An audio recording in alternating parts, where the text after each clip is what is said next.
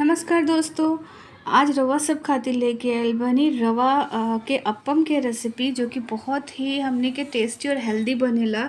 कभी कभी ऐसा हो जाला ना कि सुबह उठला के बाद कुछ भी बनावे के मन ना करेला, एकदम आलस आवेला, तब आप ये रेसिपी के एक बार ज़रूर बना करके ट्राई कर सकेनी। इनफैक्ट आप बच्चन के भी टिफ़िन में करके दे सकेनी। बहुत ही स्वादिष्ट बनेला, हेल्दी भी बा और बनावे में कम समय बिना मन के भी आदमी एकरा के बना करके तैयार कर सकेला। बहुत ही टेस्टी और बहुत ही मतलब हेल्दी रेसिपी, आप सब भी एक बार ज़रूर ट्राई करी। तो चलिए देखल तनी जा कैसे बनावे के बा एकरा के। हमनी के एजगी हम एक कटोरा में ले बानी एक छोटा कटोरी सूजी। बारीक वाला सूजी चाहे मोटा वाला सूजी कौन सा भी आप ले सकेनी। साथ ही में उहे कटोरी के नाप से हम एजगी दही ले ले बानी। आप चाहे तो फ्रेश दही के यूज़ करी या फिर खट्टा दही के यूज़ करी। एक कटोरी दही ली। अब एकरा के अच्छी तरह से मिक्स कर लेबे के बाद पानी अगर ज़रूरत पड़ी तो बाद में थोड़ा सा पानी हमनी के डाल सकेनी जा। हमरा तो इसके ज़रूरत ना पड़ रहा और बहुत ही बढ़िया बैटर बन के तैयार हो गया। अब हमनी के एकरा के फर्मेंट होके खातिर 10 मिनट खातिर छोड़ देब जा। पहले कोनो लम्स और गुठली ना चाहिए एकरा में, तो अच्छे से मिक्स करी। मिक्स करला के बाद 10 मिनट खातिर ढक करके रख दी। तब तक हमनी के स्टफिंग बना लेता नहीं जा। तो कढ़ाई के गरम होके खातिर रख देवे के बाद साथ ही में ओकरा में डाल दी तेल। तो सरसों के तेल 2 से 3 चम्मच हम इसकी डाल देता नहीं। और जब तेल अच्छे से गर्म हो जाए ना, तब हम इसकी डाल दे सरसों के दाना। तो करीब करीब आधा छोटा चम्मच डालता नहीं सरसों के सीड्स। फिर डाल देता नहीं इसकी उड़द दाल, चना दाल। साथ ही में डाले के बाद हरी मिर्च और कड़ी पत्ता। बस 5 से 10 सेकंड एकरा के रोस्ट करी। ओकरा बाद डाल दी बारीक कटल प्याज। बारीक मीडियम साइज़ के प्याज 2 हम ले बानी। प्याज के थोड़ा सा भून लेवे के बाद बस 1 से 2 मिनट तुरंत ऐड कर दी बारीक काट करके टमाटर। टमाटर के क्वांटिटी भी बारीक काट करके 2 ले ली हैं और थोड़ा सा मिला ली हैं। मिलाला के बाद डाल दी हैं अदरक के लच्छा। तो आप चाहें तो इसकी पीस के भी डाल सके नहीं। अदरक के लच्छा डालने के बाद अच्छे से मिक्स करी। साथ ही में डाल दी हैं नमक स्वाद अनुसार। एकरा साथ जाए हल्का सा हल्दी और हल्का सा लाल मिर्च डाल दी हैं, ताकि हमने के तीखी वाली हरी मिर्च के भी यूज़ कैले बनी जा। साथ ही में जाए सांभर मसाला। तो 2 चम्मच के करीब हम सांभर मसाला डालता नहीं। रवा सबके मन बात तो सांभर मसाला स्किप भी कर सके नहीं। अच्छे से फ्राई कर लेने के बाद 2 से 3 मिनट अच्छे से फ्राई कर ली। और जब मसाला थोड़ा सा सॉफ्ट हो जाए ना, तब इसके हमने के डालते जा हरा मटर डाल के वापस 2 से 3 मिनट पका लेने के बाद और बहुत ही अच्छा सा मसाला हमने के जब फ्राई हो जाए, तब इसकी उबला हुआ आलू डाल देवे के बाद। तो 4 से 5 मीडियम साइज़ के आलू उबाल के रख ले रहनी है और एकरा में डाल दी। आलू डल्ला के साथ ही डाल दी बारीक कटल हरा धनिया और बस मीडियम फ्लेम पर एकरा के अच्छे से फ्राई करे के बाद 2 से 3 मिनट लगी। बहुत ही बढ़िया से फ्राई हो जाए, बहुत ही बढ़िया से मिक्स हो जाए।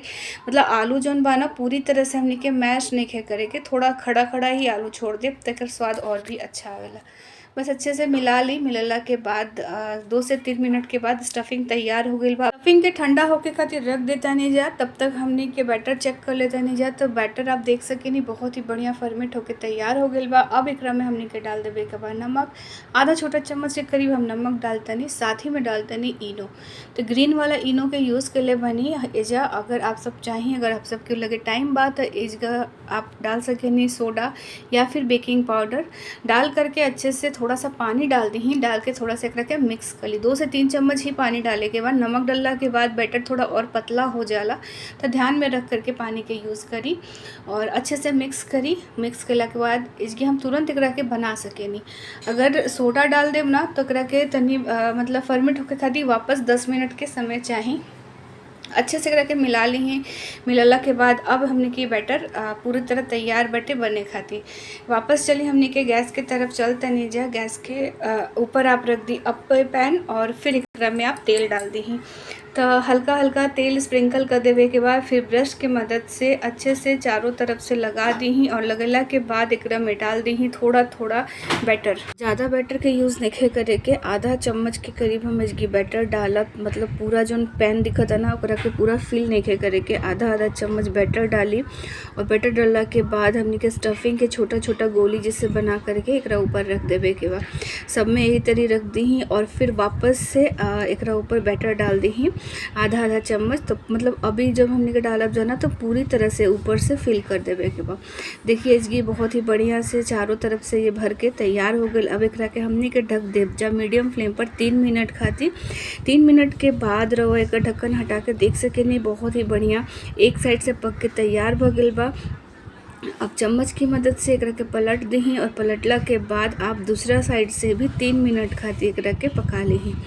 बहुत ही बढ़िया नाश्ता बन के तैयार होकेला। रवा सब एकरा के सुबह सुबह बच्चे के टिफ़िन में भी दे सकेनी।